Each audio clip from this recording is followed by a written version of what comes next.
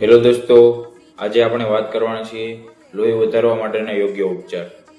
અને આ માહિતી આપણે બેઝિક હેલ્થ રિલેટેડ આપીએ છીએ.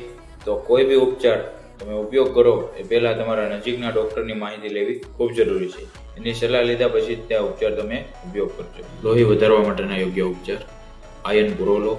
પાલક, બીટ, અનાર, ખજૂર, જેની અંદર ભરપૂર માત્રાની અંદર મળે છે આયર્ન, અને આયર્નની ટેબ્લેટ પણ લઈ શકો છો.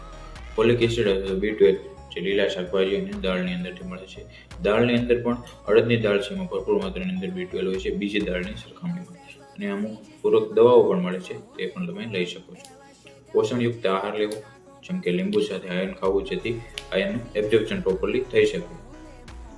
ચા કોફી સાથે આયર્ન લેતા હોય તો એવું લેવું નહીં, એને ટાળી દેવું. લાઇફસ્ટાઇલની અંદર સુધારો કરવો.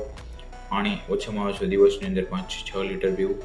કસરત કરવી, ઓછામાં ઓછી દિવસની 30 મિનિટ તો કસરત કરવી જ. પ્રોપરલી ઊંઘ લેવી 6 થી 8 કલાકની. ચેકઅપ કરાવવું, CBC ટેસ્ટ કરાવવો.